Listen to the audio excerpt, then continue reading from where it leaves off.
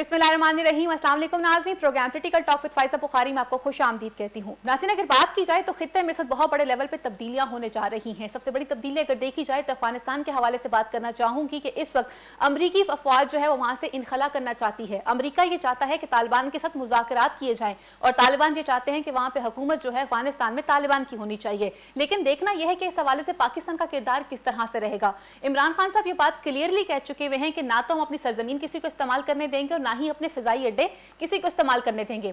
पाकिस्तान मजीद किसी भी जंग का मुतहम्मल नहीं हो सकता। माजी में जो कुछ किया वो अब मुस्तकबिल में नहीं करेंगे। अब देखना यह है कि इसका खित्ते पे क्या असरात मुरतब होंगे और क्या आया अफगानिस्तान के अंदर बगैर किसी खून रेजी के नई हुकूमत तश्कील पाई जाएगी या नहीं पा सकेगी। इसी के साथ साथ जी हम बात करेंगे पाकिस्तान के अंदर होने वाले सियासी जोड़ तोड़ के हवाले से। अगर देखा जाए तो आज़ाद कश्मीर इलेक्शन जो है वो होने जा रहे हैं और इस हवाले से तमाम पार्टीज जो है वो एक्टिव होती हुई नजर आ रही हैं। अगर बात की जाए तो आज जम्मू कश्मीर जमात उलमा इस्लाम ने इस वक्त पाकिस्तान तहरीक इंसाफ का साथ देने के लिए हमायत का ऐलान कर दिया है। तो दूसरी जानब पर बिलावल भुट्टो जरदारी साहब ये बात कहते हैं कि कश्मीर, बेनज़ीर और जुल्फ़िकार अली भुट्टो का रिश्ता बहुत पुराना है और आइंदा आने वाले दिनों में जो भी वज़ीर आज़म मुंतखब होगा वो पाकिस्तान पीपल्स पार्टी से ही होगा। इन तमाम चीज़ों पर बात करने के लिए आज एनालिस्ट पैनल में मुझे जो ज्वाइन कर रहे हैं, हमारे साथ तशरीफ रखते हैं स्टूडियोज़ में मियाँ हबीबुल्लाह साहब, सीनियर तजियाकार हैं। इनके साथ तशरीफ रखते हैं अमजद इकबाल साहब, फयाज बड़ाई साहब हमें ज्वाइन कर रहे हैं और टेलीफोन लाइन पर हमारे साथ मौजूद होंगे ब्रिगेडियर गजनफर जो कि दिफाई तजियाकार। अमजद इकबाल साहब, सबसे पहले बात करना चाहेंगे अफगानिस्तान की करंट सिचुएशन के हवाले से। जिस तरह के बयानात का तबादला वहाँ से किया जा रहा है, बिलखुसूस पाकिस्तान पर फिर एक दफ़ा से दोबारा से इल्ज़ाम आयद किया जा रहा है कि यहाँ पर बड़ी तादाद में दहशतगर्द मौजूद हैं, जबकि इस हवाले से दफ्तर खारजा की तरफ से एक तफसीली बयान भी सामने आ चुका हुआ है कि इस वक्त वहाँ पर इंटेलिजेंस की रिपोर्ट के मुताबिक अफगान बॉर्डर के ऊपर दहशतगर्द जो है मौजूद है और हमेशा से अफगानिस्तान की सरजमीन पाकिस्तान के खिलाफ इस्तेमाल की गई है। क्या कहेंगे आप इस हवाले से?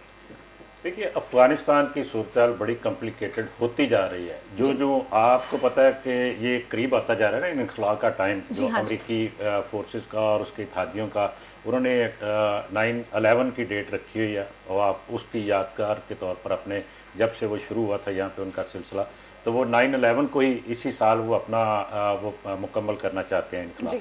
लेकिन एक चीज़ हमें जहन में रखनी चाहिए कि अभी तक उनकी तरफ से जो अमरीकी इनखला के बाद की जो सूरत है वो उसका सिनेरियो क्लियर नहीं है। अभी तक कोई सेटअप हमारे सामने नहीं आया, अभी तक कोई सियासी वहाँ का उसका हल क्या होना है उसके हवाले से अभी कोई। ये तो एक अलग टॉपिक है ना कि वहाँ पर अभी तक कोई सियासी मतलब कोई प्लेटफॉर्म बनता हुआ दिखाई नहीं दे रहा। लेकिन सवाल यहाँ पर यह बनता है कि अफगानिस्तान की तरफ से पाकिस्तान पर इस तरह के इल्जामात आयद करना, जबकि इसके सबूत मौजूद हैं कि पाकिस्तान के अगेंस्ट ये सरजमीन इस्तेमाल हुई है। जी, मैं ये उसी तरफ आ रहा हूँ। देखिए, बात यह है कि मैंने ये इसलिए बात की है कि आपको अंदाजा हो, देखने वालों को अंदाजा हो कि असल में इसके पीछे मुहर्रकात क्या है इस वक्त इसके दोबारा से एक्टिव होने के। असल में वहाँ पे बड़ी इस वक्त जो हालात हैं, सूरत हाल है, तेजी के साथ बल्कि घंटों के हवाले से ये वहाँ पे जो एक लड़ाई चल रही है उसमें तब्दीलियाँ हो रही हैं और तालिबान का इन्फ्लुएंस बढ़ता जा रहा है, नए अजला के ऊपर कब्जा हो रहा है और इस वक्त तक एक मुहतात अंदाजे के मुताबिक 50% से ज्यादा या 60% तक लोग कहते हैं कि अफगानिस्तान के ऊपर तालिबान का कब्जा हो चुका है। अभी वहां से अमरीकी इनखला मुकम्मल नहीं हुआ। दूसरी तरफ यह है कि वहां की जो हुकूमत है वो आपको पता है कि शुरू से पाकिस्तान मुखालिफ रही है, वो हमायती इंडिया की रही है। इंडिया को उसने वहाँ पे हमेशा मौका दिया कि पाकिस्तान के वहाँ पे जी बिल्कुल वो पाकिस्तान के खिलाफ अफगानिस्तान की सरजमीन इस्तेमाल करें। ये मौका वहाँ की हुकूमत जो करजई हुकूमत जो देती रही है, उससे पहले जो भी हुकूमतें, 2 हुकूमतें अब तक रही हैं पिछले 10-12 साल के अंदर, 2 इस दूर वहाँ पे ज्यादा अरसा गुजारा उन्होंने और वो दोनों प्रो इंडियन रहे हैं। हालांकि उनका माजी पाकिस्तान के साथ वाबस्ता रहा, लेकिन जब वो हुक्मरान बने तो फिर वो इंडिया की गोद में जाके बैठ गए। लेकिन पाकिस्तान ने हमेशा, अभी पाकिस्तान ने तो अपने बॉर्डर को महफूज करने के लिए आपको पता है कि बाढ़ लगा दी है। ऑलमोस्ट उसमें हमारी मुकम्मल हो जाएगी कुछ अरसे में। वहाँ पे सारा बॉर्डर हमने सील कर दिए ताकि यहाँ से वहाँ ना जा सके और वहाँ से इधर भी ना आ सके।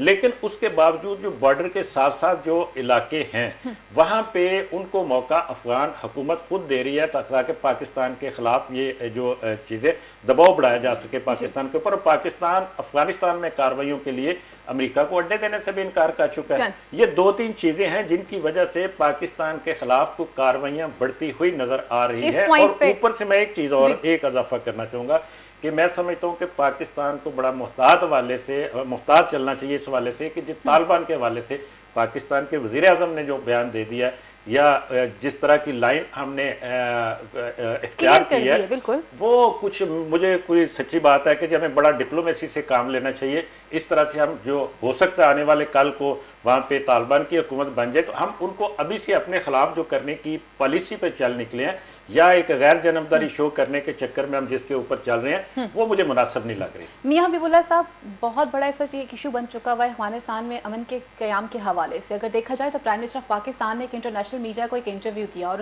उस इंटरव्यू के अंदर बहुत सारी चीज़ें अच्छी तरह से वाज़िया तौर पर खुलकर बयान की गई। पहले तो आप इस इंटरव्यू को कैसे देखते हैं, और दूसरा जब प्राइम मिनिस्टर ऑफ पाकिस्तान ने यह बात कही कि जी पाकिस्तान एक कलीदी रोल अदा कर रहा है माबैन तालिबान के और अमेरिका के, इनके दरमियान में जिस तरह की गुफ्तशुनीद हो रही है या जिस तरह की बातों का तबादला किया जा रहा है, पाकिस्तान उसके अंदर एक सालिस का किरदार अदा कर रहा है और अफगानिस्तान के अंदर जो अमन है उसको कायम करने के लिए मिलकर एक इत्तेहादी हुकूमत को तश्कील देना पड़ेगा। और वो इत्तेहादी हुकूमत तभी तश्कील पा सकती है कि जब तालिबान और लोग आमने सामने बैठ कर वो वफ़द जो आपस से बात करेंगे। क्या कहेंगे आप इस हवाले से? बिस्मिल्लाहिर्रहमानिर्रहीम, बहुत शुक्रिया फायजा। ये सारे मामला समझने के लिए ना थोड़ा सा हमें बैकग्राउंड में जाना पड़ेगा।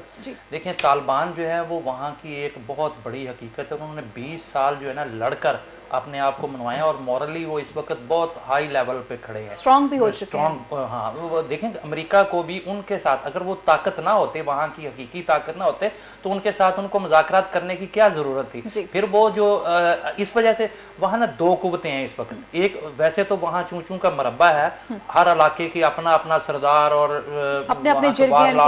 ये वो जिरगे कबाइल हैं, लेकिन इसके बावजूद जो वहाँ की बड़ी ताकतें हैं वो दो हिस्सों में तकसीम है। एक जो है वो जिन्होंने उनके साथ लड़कर जो है अपना आप मनवाया और अमेरिका को वहाँ से भागने पर मजबूर किया, और दूसरी ताकतें वो हैं जो जिन्होंने अमेरिका का भी साथ दिया और वहाँ की हुकूमत का भी साथ दिया और इस वक्त भी दे रहे हैं। तो देखें, ये 2 दिन में हो जाए, ये 4 दिन में हो जाए, इसको 2 माह लगे, इसको 6 माह लगे, वहाँ आखिरकार जो है वो तालिबान की हुकूमत बननी है। लेकिन इस वक्त जो है ना ये ट्रांजैक्शन है, इस वक्त ट्रांजिट पीरियड है ये, सॉरी, तो इस वक्त जो है वहाँ अक्ल जो है वो ये और वहाँ के लोगों को भी ये समझ लेना चाहिए कि उनको एक कौमी हुकूमत की ज़रूरत है। अगर वो एक कौमी हुकूमत बनाने में कामयाब हो जाएंगे तो दुनिया में ना सिर्फ अफ़गानिस्तान में जंगो जदल नहीं होगा, वहाँ अमन के साथ जो है वो ताकत जो है वो ट्रांसफ़र हो जाएगी, हुकूमत जो भी हकीकी गवर्नमेंट होगी उसकी तरफ चली जाएगी। और अगर वो इस तरफ नहीं आते तो फिर जो है बज़ोर ताकत जो है तालिबान ने वहाँ कब्जा कर ही लेना है। ठीक है, तो इस वजह से एक तो वहाँ उनको बैठकर कौमी हुकूमत की तरफ जाना चाहिए। उसमें पाकिस्तान का जो रोल बनता है, पाकिस्तान हमेशा जो है अफगानिस्तान में जो भी हालात होते हैं उसके असरात जो है वो सबसे ज्यादा पाकिस्तान पर। ये बात प्राइम मिनिस्टर ऑफ पाकिस्तान भी कह चुके हैं कि अगर वहां पर फैसला कुन मराहिल की तरफ तालिबान बढ़ना शुरू हो गए, सबसे बड़ी खून रेजी भी होगी और उसके सबसे ज्यादा असरात जो हैं वो इस खित्ते में पाकिस्तान पर होंगे। अच्छा, वो उन्हीं असरात से बचने के लिए हमने जो है ना वहाँ बाढ़ भी लगाई है। अच्छा, लेकिन इसके बावजूद जो आलमी ताकतें हैं जो वहाँ से खुद जो है वो नाकाम होकर वापस चलेंगी, वो अब ना पाकिस्तान पर प्रेशर बढ़ा रहे हैं कि आप जो है वो तालिबान को कंट्रोल करें, आप जो है जिम्मेदार हैं। तो जो हम इसी वजह से पाकिस्तान ने न्यूट्रल रहने का फैसला किया है कि हम दुनिया को ये बताएं कि हम इन मामलात में पढ़ने के लिए तैयार। इवन हमने वहाँ कोई रोल भी नहीं लिया कि ताकि ये अपने मसाइल खुद हल करें और पाकिस्तान को किसी इल्ज़ाम का सामना ना करना पड़े। लेकिन इसके बावजूद मैं आपको बता दूं कि जो भी वहाँ हालात बनते हैं, पाकिस्तान की मदाखलत किसी न किसी तरीके से रहनी है। और मुझे जो नज़र आ रहा है ना, ये पाकिस्तान ने बिल्कुल सही स्टैंड लिया है। और जो 2 लफ्ज़ वज़ीर आज़म इमरान खान ने कहा है उससे जो है हमारा सीना चौड़ा हो गया है। पाकिस्तान में पहली दफ़ा ऐसे महसूस हुआ है कि जैसे हम एक खुद मुख्तार आज़ाद मुल्क हैं, आज़ाद कौम है। नाक ने जो है ना कौम का मोराल बहुत बुलंद कर दिया है। तो और ये जो है पिछले मैंने तो जब से होश संभाला है, हम पर तो जो है वो अल्लाह मियाँ, अमेरिका और आर्मी, ये तीनों के बारे में कहा जाता रहा। और हमने ये देखा है कि अमेरिका का बहुत ज्यादा इन्फ्लुएंस रहा है। पहली दफा किसी ने जो है अमेरिका को अपने हालात के मुताबिक कहा कि जी हमने नहीं ऐसे करा। देखें, अड्डे देने की बात की तो वजीर आजम ने बिल्कुल लॉजिकली जवाब दिया कि आप 20 साल वहां रहे, आप तो कुछ कर नहीं सके, तो अब आप पाकिस्तान में बैठकर या पाकिस्तान के अड्डे जो है इस्तेमाल करके क्या करेंगे? हमें फंसाना चाहते हैं। और दूसरा देखें, कौमों की ना इसी तरीके से, जिस तरीके से अब अमेरिका की वो वाली पोजीशन नहीं रही जो 9/11 के वक्त थी। उस वक्त पूरी दुनिया उनके साथ थी और ये कहा जा रहा था कि दहशतगर्दी, उन्होंने एक हवा बनाया हुआ था। अब वो यहाँ से शिकस्त खा के जा रहे हैं कि 9/11 क्रिएट किसने किया था, अखलाकी तौर पर। हाँ बिल्कुल, ये तो वाजे भी हो चुका है कि ये सारा ड्रामा था, लेकिन अब अखलाकी तौर पर उनका मोरल बहुत डाउन है। पूरी दुनिया जान चुकी है, वो जितना मर्जी कहें जी कि हम जो है ये समेट के वापस जा रहे हैं, हमने अपने जो थे गोल वो अचीव कर लिए हैं, लेकिन हकीकत यह है कि वो वहां से शिकस्त खा के जा रहे हैं। तो इस वजह से पाकिस्तान पर अब उस किस्म का दबाव नहीं आ सकता। पाकिस्तान ने बिल्कुल बरवक्त और ठीक स्टैंड लिया है। अब वो हमें पत्थर के दौर में भेजने की बात नहीं कर सकते। फयाज बड़ाई साहब, एक तरफ से अगर देखा जाए तो पहली दफा ऐसे हुआ है कि हमारी तरफ से जब डू मोर का मुतालबा वहां से किया जाता रहा तो पहली दफा पाकिस्तान की तरफ से कहा गया कि नो मोर, अब हम मजीद किसी जंग का हिस्सा नहीं बनेंगे। हमने हमेशा ये देखा कि दूसरों की लड़ाई के जो असरात हैं वो हमेशा पाकिस्तान की सरजमीन पर आते रहे हैं और इस असरात से हमारे लोग मुतासिर भी होते रहे हैं। सवाल ये बनता है कि आप कैसा देखते हैं, अगर अफगानिस्तान में तालिबान हुकूमत कायम हो जाती है तो उसके साथ हमारे ताल्लुकात किस तरह से रहेंगे, और प्राइम मिनिस्टर इमरान खान साहब की जानिब से जो एक स्टेप लिया गया है इस मौके पर, इस स्टेप को आप कैसा देख रहे हैं? फ़ायदा देखिए कि जो तालिबान है ना, हम ये कहते हैं कि दुनिया में हर शख्स को अपनी जान प्यारी होती है जी। ये पूरा फ़लसफ़ा इंसानी ज़िंदगी का, लेकिन जो अफ़गान है ना, जो ख़ास तौर पर तालिबान है, उन्हें अपनी जान के अलावा हर चीज़ प्यारी है। इसलिए उनसे लड़ने के लिए, उनसे बातचीत करने के लिए, उनसे मामले तय करने के लिए जितने भी तदबीर लोगों ने बड़ा सोचना पड़ेगा कि वो और तरह के लोग हैं।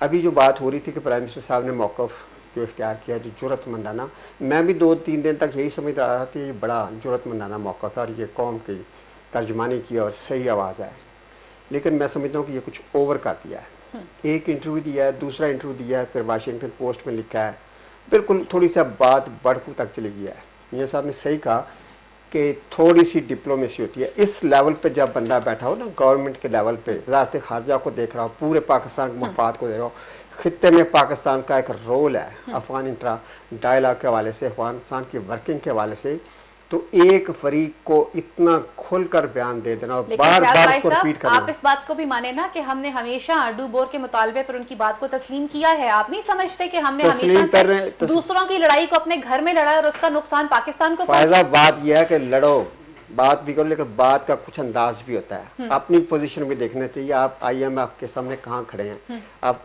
FATF के सामने कहाँ खड़े हैं, सारी चीज़ों को देखा आप ज़रूर, लेकिन इस हवाले से जहाँ बैठकर बहुत संजीदगी की जरूरत है। कोई भी बात करें, कोई भी बयान, क्या उस पर आप कायम रह सकेंगे?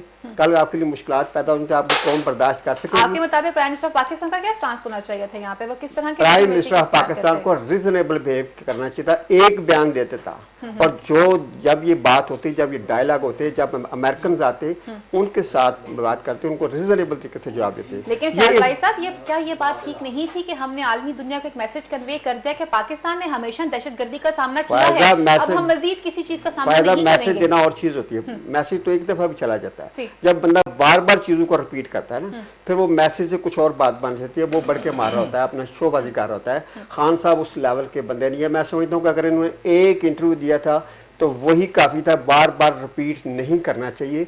ये बिल्कुल सूरत हाल उस माजी की हुकूमतों में और अब के प्राइम मिनिस्टर में कोई डिफरेंस महसूस नहीं करते? ओवरसीज पाकिस्तानी इस हवाले से अपनी राय रखते हैं कि फखर से सर बुलंद करके कह सकते हैं कि हम पाकिस्तान से बिलोंग करते हैं? मैं हमेशा ये कहता हूँ कि खान साहब जो है ना, जब ये अभी इनकी हुकूमत नहीं आई थी तो मैं कहता था कि खान साहब जो है ना, हो सकता है कि ये जो मुल्क के अंदरूनी हालात उन पर काबू ना पा सकें या उनको इतना अच्छा टैकल ना कर सके, लेकिन फॉरेन पॉलिसी के हवाले से चूँकि इनकी एक पहचान है, इनका एक अपना कद काठ है, दुनिया इनको पहचानती है, दुनिया में इनकी एक वर्थ है, तो उस हवाले से ये हमारी जो फॉरेन पॉलिसी है उसको ये बेहतर करेंगे, उसको इम्प्रूव करेंगे और स्टैंड देंगे और जरूरत भी देंगे और दे भी रहे हैं। लेकिन मैं समझता हूँ कि इसके साथ साथ मुख्तात रवैया बहुत ज़रूरी है। जहाँ वो बैठे हैं, जिस लेवल पे वो बैठे हैं, वो इस तरह की बहुत ज्यादा बयानात नहीं देने चाहिए। अफगानिस्तान में तालिबान की हुकूमत कायम हो जाती है, इसके क्या असरात मुरतब होंगे? पाकिस्तान इससे कितना मुतासिर होगा या पाकिस्तान के लिए कितना खुशाइन होगा? क्या किस तरह से देखते हैं? तालिबान का एक अपना मजाज है, एक अपनी सोच है, आप उनसे लड़ नहीं सकते, ठीक है ना। उन्होंने अपनी सोच के मुताबिक काम करना है, ठीक है। मैंने पहले भी कह दिया था कि उनको जान के अलावा हर चीज़ प्यारी है, ठीक है ना। तो उनके जो भी उनसे बैठ कर तय करनी है चीज़ें, पाकिस्तान को बड़ी सोच समझ कर बहुत जल्दी यू टर्न नहीं लेना चाहिए पाकिस्तान को। कल तालिबान को हम उनके खिलाफ थे और आज फौरी तौर पर हम तालिबान को तस्लीम कर लें या तालिबान के हक में चले जाएं।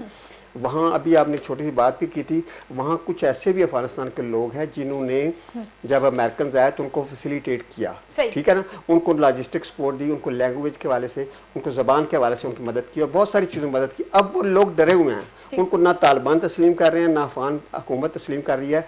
वो जब वापस जाएंगे उनका क्या मुस्तकबिल होगा। और मैंने एक रिपोर्ट पढ़ी है कि वो लोग जो हज़ारों की तादाद में हैं जिन्होंने अमेरिकन को हेल्प किया, उनकी मजबूरी थी, अब उन्हें अमेरिका के वीज़े के लिए अप्लाई कर दिया। इस पॉइंट पे मैं आपके पास वापस आऊंगी। हमारे टेलीफोन लाइन पर मौजूद है ब्रिगेडियर गजनफर साहब, दिफाई तज्ज़ियाकार हैं। अस्सलाम वालेकुम ब्रिगेडियर साहब।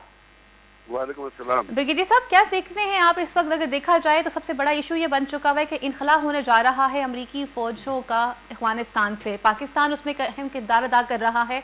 इस हवाले से आप प्राइम मिनिस्टर ऑफ पाकिस्तान के इंटरव्यू को किस तरह से देखते हैं, और बिलखुसूस अगर अफगानिस्तान में तालिबान हुकूमत बन जाती है तो इसके असरात पाकिस्तान पर क्या मुरतब होंगे? बहुत बहुत शुक्रिया।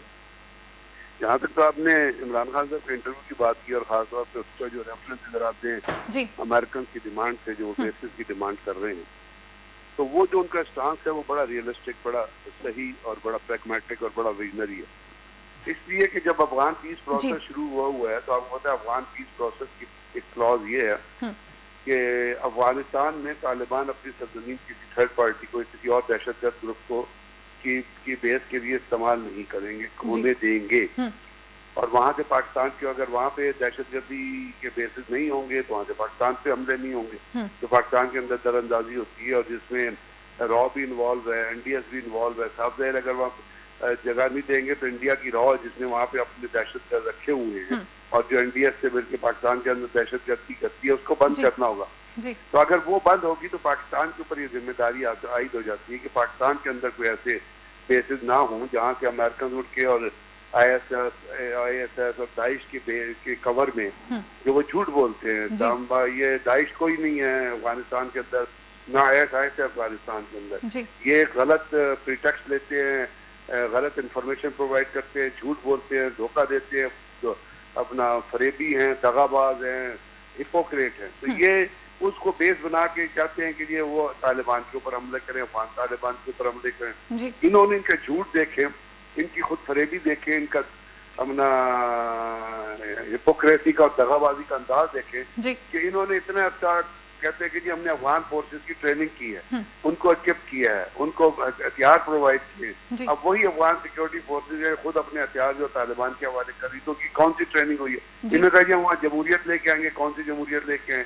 इन्होंने तालिबान को दहशत कर आप उनसे मुज़ाकरात कर रहे हैं। तो यहीं से आपको दुनिया को, अब मुझे समझ नहीं आता कि इनकी हिपोक्रेसी दुनिया पे यहाँ क्यों नहीं होती। इसलिए कि वो बड़ा मुल्क है, कहाँ अपना हथियार बहुत है, पावर रखता अपने पास, तो इसलिए इसमें पाकिस्तान के ऊपर कोई कदम नहीं है कि वो बेसिस दे। दूसरी बात ये जो आपने कही कि तालिबान अगर वहाँ आ जाते हैं तो मुझे तो लगता है कि तालिबान वहाँ हुकूमत संभाल लेंगे तो तालिबान बाकी दहशतगर्द ग्रुप जो है उनको वहाँ पे किसी भी किस्म तरीके से काम करने की इजाजत नहीं देंगे और नहीं देनी चाहिए। तालिबान पर जिम्मेदारी आयद होती है। सही। और तालिबान वहाँ पे पहले भी हुकूमत कर चुके हैं और हुकूमत जब उन्होंने की थी तो वो एक तरीक़ाकार से उन्होंने हुकूमत की थी। हाँ, पाकिस्तान के ऊपर जो लोड पड़ेगा, जो बेस बनेगा, वो ये कि वहाँ से महाजरीन उठ के अगर पाकिस्तान आएंगे तो पहले तो हमारी सरहद खुली होती थी तो महाजरीन पार करते थे, आ जाते थे। अभी हमने सरहद के ऊपर लगा दी है सारे उसको बार्ड वायर फेंस जो है वो लग गई है 90% इलाके में, 10% में रह गई है।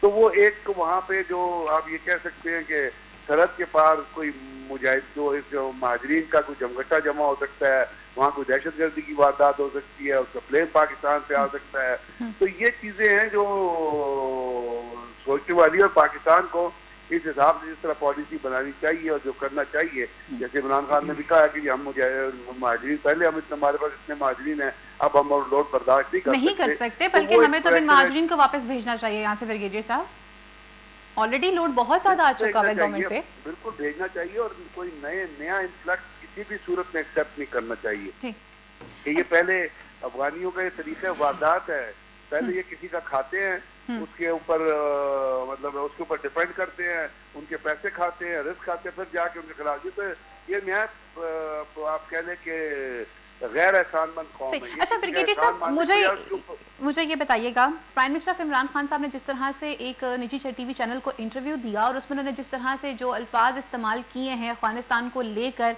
और बिलखुसूस आलमी बरादरी का एक मैसेज कन्वे किया है कि पाकिस्तान अब नो मोर की तरफ जाएगा, डू मोर की तरफ नहीं जाएगा, एज अ प्राइम मिनिस्टर आप क्या समझते हैं कि उनका ये बयान कैसा रहा?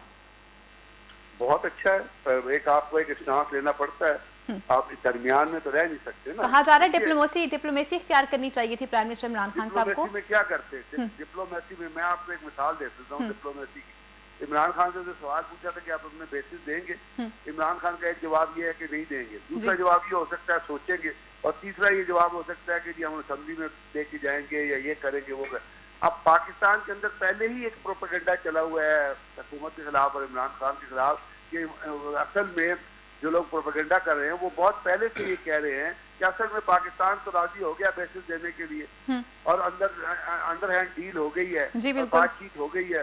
ये प्रोपेगेंडा चल रहा था, पाकिस्तान में नहीं चल रहा। तो अगर इमरान खान इस किस्म का कोई बयान करता तो उस प्रोपेगेंडे को तो तकलीफ मिलनी थी। लोगों ने कहता असल में तो उन्होंने राजी हो गए बेसिस देने के लिए। तो आपको एक स्टांस बात जगह पे एक क्लियर स्टांस लेना पड़ता है जो आपकी पॉलिसी से मुताबिक रखता है। ये जो है ना, ये लोग कह रहे हैं ये झूठे बजाते खुद झूठ बोलने के आदी होते हैं जो कह रहे हैं ये डिप्लोमेसी से काम है। हाँ, डिप्लोमेसी से काम इस सूरत में लिया जा सकता है कि जहाँ पे आपके पास कोई दूसरी चॉइस अवेलेबल हो। क्या आपके पास यहाँ ये चॉइस अवेलेबल है कि आप अपने बेसिस जो है वो अमेरिका बिल्कुल भी पॉसिबल नहीं है, यहाँ से ड्रोन उड़ाए और जाके अफगानिस्तान पे बमबारी करें? प्राइम मिनिस्टर ऑलरेडी कह चुके हैं 20 साल पहले आप बमबारी करते रहे, उसका कोई फायदा नहीं मिला, तो अब आपको मजीद बमबारी करके क्या फायदा हासिल होगा? ये प्राइम मिनिस्टर ने अपने इंटरव्यू में कहा है। उन्होंने कहा कि इसका कोई मिलिट्री सॉल्यूशन, देखिए ना 43 मुल्कों की नेटो फौज अफगानिस्तान के अंदर लड़ी है जी। ये तो अब रिकॉर्ड पे अवेलेबल है ना, कोई जगह। और वो जो 43 मुल्कों की फौज थी उनके पास दुनिया का लेटेस्ट तरीन इक्विपमेंट था। बिल्कुल, ये बमबारी करते थे, ड्रोन अटैक करते थे नॉर्थ एंड साउथ पाकिस्तान में हमारे इलाके में, जिसको कंट्रोल किया जाता था लैंगले से। यानी वहाँ एक ऑपरेटर बैठा होता था कंप्यूटर पे, ड्रोन उठता था, वो टारगेट सिलेक्ट करता था और वो बम रिलीज करता था वहां से। तो ये आप क्यों नहीं कर सकते? अगर इन्होंने कहना हमें क्यों इन्वॉल्व करना चाहते हैं? Why they don't want to involve Pakistan? खतर में इनका बहुत बड़ा बेस है अमेरिकन का, जी बिल्कुल है, बहुत बड़ा मिलिट्री बेस है, तो करें वहां से। तो बात ये है कि पाकिस्तान, इनका मकसद है पाकिस्तान को फंसाना, लेकिन पाकिस्तान इनका मकसद है पाकिस्तान को डिस्टेबलाइज करना कि यहाँ पे बेसिस रखें, तालिबान भी इनके खिलाफ हो, वो भी हमले करें, पाकिस्तान के ऊपर भी हमला है, पाकिस्तान के अंदर लोग शहीद हो, पहले 70,000 लोग शहीद हो चुके हैं, उसका क्या दिया अमेरिका ने हमको? कुछ भी नहीं। जो पैसे कैरी लोगर बिल में देने थे वो भी नहीं दिए। आपका $100 बिलियन पाकिस्तान आज भी FATF की ग्रे लिस्ट से बाहर नहीं आ सका। ब्रिगेडियर साहब, आप इससे अंदाजा लगा लीजिए कि इतनी जानों का नजराना पेश करने के बावजूद आज भी हम उस ग्रे लिस्ट में हैं। आई एम टेलिंग यू कि अमेरिका की क़यादत दुनिया की झूठी तरीन क़यादत, they are hypocrites, American presidents are liars of the highest order. ठीक हो गया। अगर दुनिया में कोई झूठ बोलने का आलमी अवार्ड होता है तो वो अमेरिकन प्रेसिडेंट को मिलता है, बुश को मिलता है। इसी पॉइंट पे मैं आपके पास इसी पॉइंट पे मैं आपके पास वापस आती हूँ। अमजद इकबाल साहब, आपने बड़ी खूबसूरती से अपने गुफ्तगू के एंड पे ये बात की थी कि प्राइम मिनिस्टर इमरान खान साहब को थोड़ी सी डिप्लोमेसी इख्तियार कर लेनी चाहिए थी। ब्रिगेडियर साहब का आपने अच्छी तरह से जवाब सुन लिया कि डिप्लोमेसी हम क्यों इख्तियार करते हैं। दूसरी बात यहाँ पर यह बनता है कि अगर अफगानिस्तान में हुकूमत तालिबान की कायम हो जाती है तो एक बड़ा जो मसला है वो यहाँ पर ये भी आना है कि क्या पाकिस्तान में मुकीम जो अफगानिस्तान से आए हुए लोग हैं, महाजरीन, उनका इनखला यहाँ से हो सकेगा? क्या उन्हें वापस अफगानिस्तान भेजा जाएगा? इसके लिए क्या हिकमत अमली अपनाई जाएगी? और प्रेशर वहाँ से भी आना है, वहाँ से भी कुछ लोगों ने दोबारा से पाकिस्तान आने की कोशिश करनी है। जी देखिए, बात यह है कि जो ब्रिगेडियर साहब बात कर रहे हैं ये दो मुख्तलिफ बातें हैं। एक बात तो ये है कि जो उन्होंने जवाब दिया पाकिस्तान को में अड्डे देने के हवाले से, ठीक है, इसके पीछे भी, इसके ऊपर भी डिबेट हो सकती है कि क्यों इस वक्त पाकिस्तान के वज़ीर-ए-आज़म ने ये इनकार दो टोकन अल्फाज में, जिस तरह से मियाँ साहब ने कहा कि एब्सोल्युटली नॉट, ये क्यों उनको कहना पड़ा? उसके पीछे बात क्या, उसके पीछे कहानी क्या है, क्यों ये इस नौबत पे? और अगर कहना ही था तो उससे पहले जब CIA के चीफ यहाँ पे बार बार आ रहे थे, यहाँ पे खुफिया मुज़ाकरात भी होते रहे लोगों के साथ हमारे, और यहाँ पे बातें भी होती रही किस तरह का चाहिए, किस तरह की अरेंजमेंट्स वो चाहते हैं, और हम उनको क्या जवाब, क्यों नहीं पहली दफ़ा हमने उनको कह दिया कि जी एब्सोल्युटली नॉट, हम इस पर बात ही नहीं करना चाहते। अगर हम ये करते रहे और आज आके ये बात कहना पड़ी कि एब्सोल्युटली नॉट, तो इसके पीछे एक कहानी है। उसको छोड़े, वो एक लंबी बात है ना, उसके ऊपर मैं बात नहीं इस वक्त करना चाहता, उसके पीछे फिर और चीजें आ जाती हैं। और उसके पीछे एक जो शार्ट आप कह सकते हैं कि जो वहां के जिसका जिक्र किया ब्रिगेडियर साहब ने, जो बाइडन के रवैये का जो पाकिस्तान के साथ है, वो भी उसके पीछे हो सकता है ना। एक बात तो वो भी है उसके पीछे कि जिस तरह का रवैया अमेरिकी इंतजामिया का पाकिस्तान के साथ है, पाकिस्तान के वज़ीर-ए-आज़म फोन करते हैं, वो फोन नहीं कॉल पे आते हैं, या उन्होंने अब तक आज के दिन तक जब से वो सदर बने कोई राब्ता कायम नहीं किया, तो पाकिस्तान क्यों उनको अड्डे दे? पहली बात ये, आपको ये लगता नहीं कि इतनी मुलाकातों के बाद, जाहिर सी बात है कोई छोटा मामला नहीं है, कोई छोटा इशू नहीं है, पाकिस्तान पहली दफा एक स्टेप उठाने जा रहा है और इतने बड़े लेवल पर उसने स्टेप उठाया है, तो ऑब्वियस सी बात है। अच्छा नहीं, मैं पहले सवाल का मैं जवाब दे लूं, ठीक है, कि एक तो बात ये हो गई, इसके ऊपर यही मौकफ जो उन्होंने कहा कि होना चाहिए, अगर वो ऐसा हमारे साथ सलूक करते हैं तो हमें यही जवाब देना चाहिए था। मैंने बात की थी अफगानिस्तान के अंदर तालिबान के हवाले से, जो वज़ीर-ए-आज़म ने कहा है कि जी अगर वो इक़्तिदार में आ गए, 3 बातें वज़ीर-ए-आज़म ने कही हैं तालिबान के हवाले से पिछले 1 हफ्ते के अंदर। एक बात उन्होंने कही कि जनाब अगर तालिबान ने कोशिश की इक़्तिदार हासिल करने की ताकत के जोर पर, तो बहुत बड़ा खून खराबा होगा। दूसरी बात उन्होंने कही कि अगर तालिबान ने वहां पे ये कोशिश शुरू की, अगर वो इक़्तिदार में आने लगे, तो हम अपनी बॉर्डर बंद कर देंगे, हम अपनी सरहदें बंद कर देंगे, ठीक है। और वो तीसरी बात, पाकिस्तान बार बार ये कह रहा है कि वहां पे मखलूत हुकूमत बननी चाहिए। अच्छा, इसके पीछे आप ये जो पिछले 40 साल के अंदर हम जिनको हम अपना असासे कहते रहे हैं, हम एक करार देते रहे हैं, मानना चाहिए ना, फिर हमें खुल के सारी बात करनी चाहिए, वो तालिबान के हवाले से है। वहां पे अगर अफगानिस्तान के अंदर पाकिस्तान की हमायती कोई फोर्स है तो वो तालिबान, अफगान तालिबान, ठीक है। आज हम जब वो इक़्तिदार में आने का उनका चांस बना हुआ है, नहीं सुने मेरी बात सुन लेना, उमर भी अफगानिस्तान से ही ऑपरेशन ऑपरेट करता रहा पाकिस्तान के खिलाफ। बात यह है कि फिर हम उनकी हमायत क्यों करते रहे ना, ये भी सवाल बनता है ना। मैं यही तो आपसे कह रहा हूं कि पिछले 40 साल के अंदर, अच्छा एक के हम उनके, वो हमारे असासे थे, हम उनकी हमायत भी करते रहे, हमने उनको हर तरह की सपोर्ट भी फराहम की, ठीक है। और आज जब वो अगर दोबारा इक़्तिदार में आने का चांस बढ़े, हम उनको अपना दुश्मन बनाने के ऊपर तुल गए एकदम से। हम ये कह सकते हैं कि जी अफगानिस्तान, जिस तरह से जो बाइडन ने परसों ये दोनों अपना अब्दुल्ला और अफगान सदर को, दोनों को ये बात कही कि जी अफगान अवाम अपना फैसला वहां पे खुद करें, हम उस पर पार्टी नहीं बनेगा, हम ख्याल रखेंगे।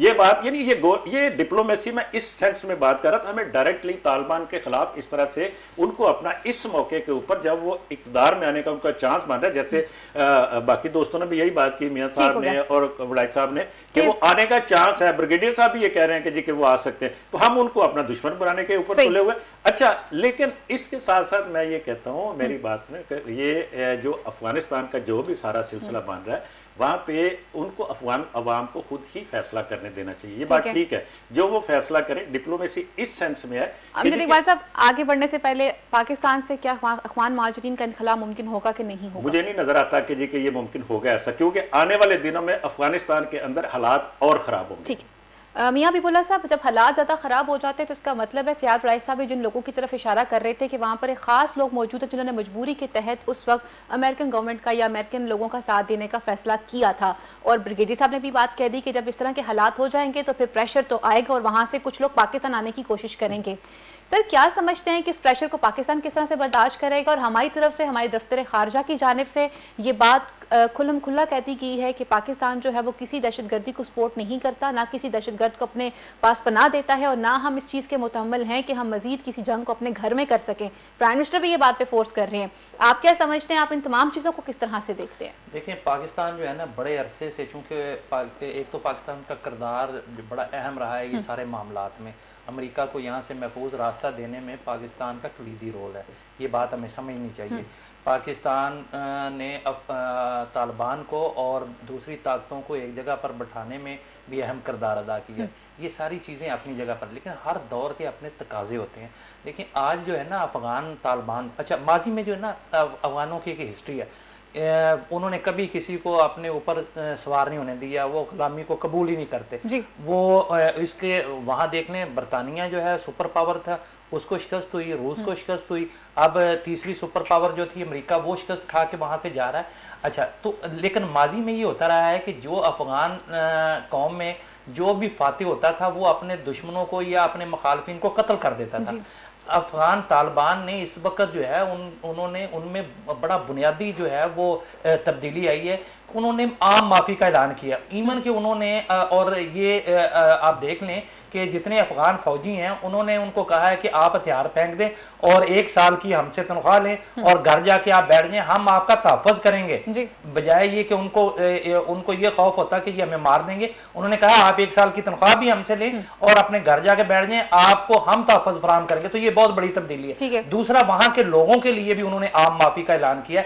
असल में जो मामला ये है ना, इस वक्त जो हुकूमत में इन है, जो पिछले टेनोर में जितना ये यूएनओ के फोर्सेस थी, उनके जो इत्तेहादी रहे हैं, जिन्होंने इक़्तिदार का मजा चखा है, उनको जान के लाले पड़े हुए हैं। वो ये समझते हैं कि तालिबान आ गए तो हमारा क्या बनेगा। तो इसी वजह से वो चाहते हैं कि यहाँ इंटरफेरेंस हो किसी ना किसी ताकत की। अब वहां कोई ताकत जो है अपना रोल अदा करने के लिए तैयार नहीं है, तो सारे लोग जो हैं वहां से भागने की कोशिश कर रहे हैं कि उनको नजर आ रहा है कि तालिबान की हुकूमत बनने वाली है और वो पता नहीं कल को क्या करेंगे। एक दूसरा, मैं आपको बता दूं कि अमेरिका को ना इस वक्त ताजिकिस्तान, उज़्बेकिस्तान, ईरान से वैसी दुश्मनी उनकी, पाकिस्तान, ये 4 मुल्क के साथ लगते हैं अफगानिस्तान के, इन्होंने चारों ने इनकार कर दिया उनको अड्डे देने के लिए। तो उसका यहाँ ना एक तो वो शिकस्त खा के चूंकि जा रहा है, आपको कहा नहीं कि कतर में ऑलरेडी अपना एक बेस बना चुके हैं, कभी भी नहीं उनको वहां से क्यों नहीं कतर ने जो है वो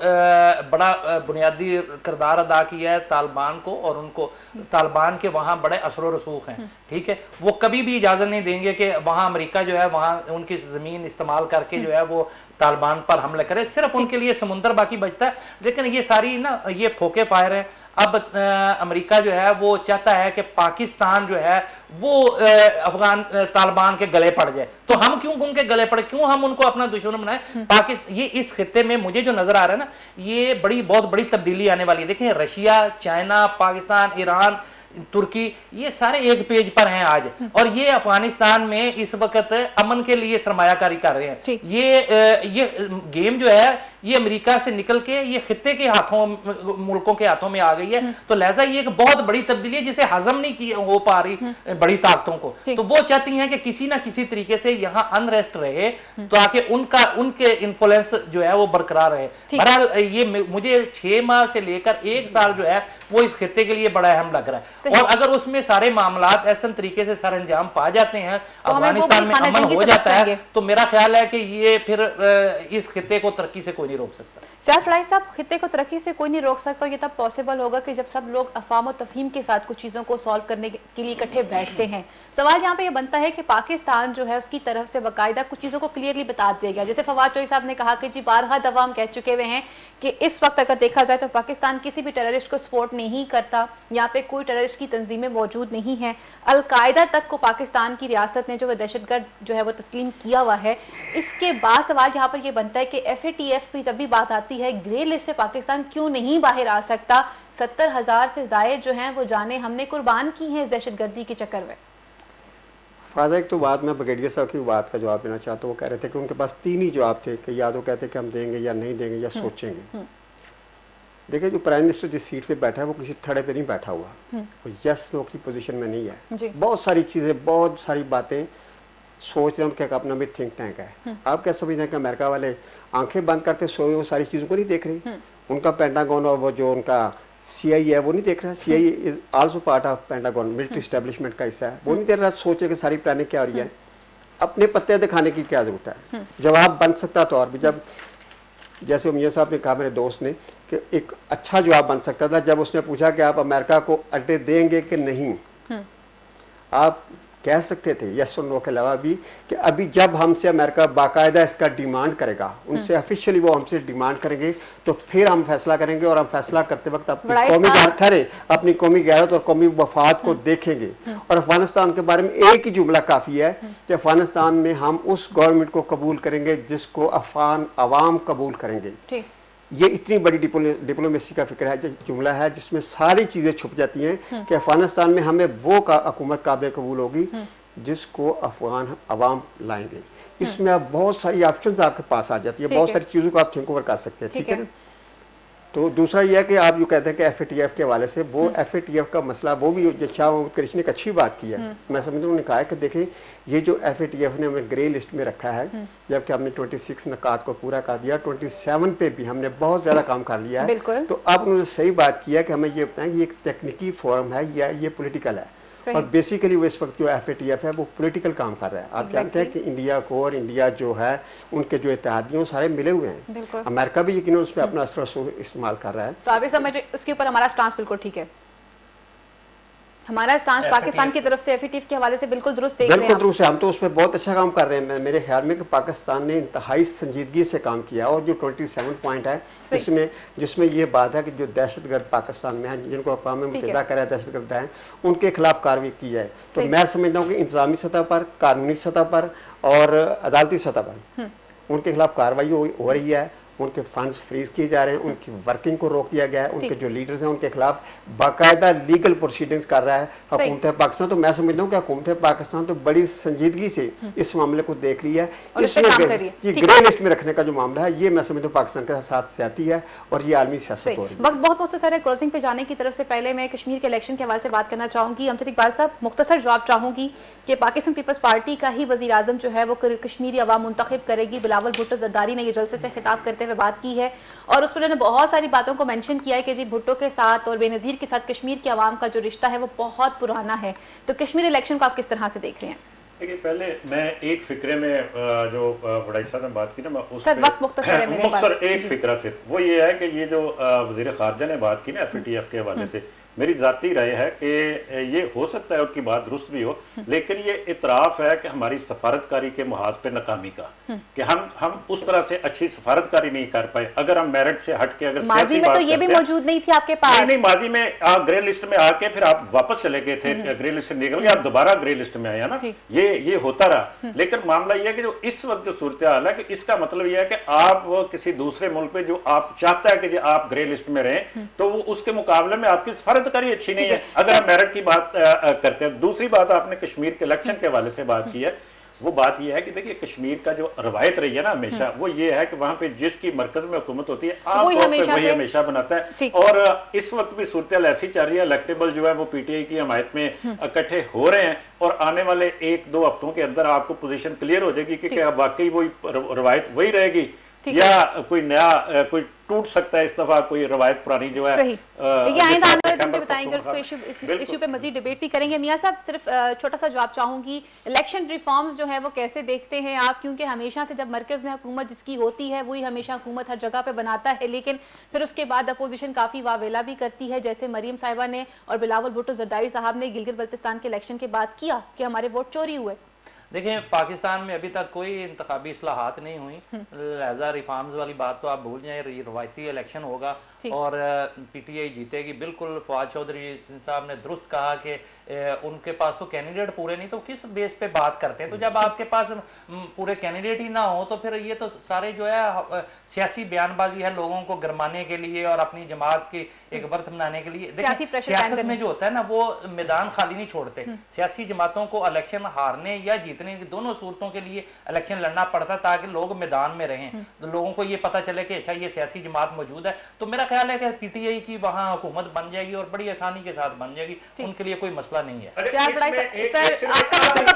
आपका मुकम्मल हो चुका। प्यार भाई साहब, सिर्फ इतना बता दीजिए कि इस वक्त अगर देखा जाए तो सियासी जोड़ तोड़ जो है वो अरूज पर पहुंच चुका है। आज जम्मू कश्मीर जमीयत उलमा इस्लाम ने PTI की फेवर का ऐलान कर दिया है, तो इसके बाद आप क्या समझते हैं कि आइंदा आने वाले दिन आजाद कश्मीर के इलेक्शन के हवाले से कैसे होंगे? मैं आपके पहले सवाल का जवाब दूंगा। आपने अच्छी बात की है। असल मसला ये इंतखाबी इस्लाहात है वो इस मुल्क का सबसे ज्यादा जरूरी मसला, और इसको हल होना चाहिए। आप देखती हैं चाहे पाकिस्तान का इलेक्शन हो, कश्मीर का इलेक्शन हो, इलेक्शन से पहले और इलेक्शन के बाद में एक ही होता है कि धांधली होगी। सबसे जो जरूरी बात है इस वक्त मैं समझता हूँ कि हुकूमत को अपोजिशन को मिलकर पहले ये तय कर लें कि हमने इंतखाब किस तरह लड़ना है, इंतखाबी इस्लाहात कर लें, ताकि बाद में फिर ना रोना धोना पड़ जाए। तो इस वक्त बुनियादी जो चीज़ है और ये रहेगी जब तक ये बुनियादी इस्लाहात नहीं होगी इसमें इंतखाबी हवाले से, उस वक्त तक ना मुल्क के इदारे ठीक होंगे। अगर हुकूमत ही ठीक नहीं आएगी तो इदारे क्या काम करेंगे? सही। इंशाल्लाह अगले प्रोग्राम में मजीद इश्यूज को दोबारा से डिस्कस करेंगे। मेरे मौजूद पैनल का बहुत बहुत शुक्रिया। आइंदा आने वाले दिन भी बताएंगे कि कश्मीर इलेक्शन के हवाले से क्या तब्दीलियां देखने को नजर आती हैं और इंतखाबी इस्लाहात जो हैं वो किस तरह से की जाएंगी। अगले प्रोग्राम तक के लिए अपनी मेज़ान फायजा बुखारी को, मेरे मौजूद पैनल को इजाजत दीजिए। अल्लाह नेगेबान, पाकिस्तान जिंदाबाद।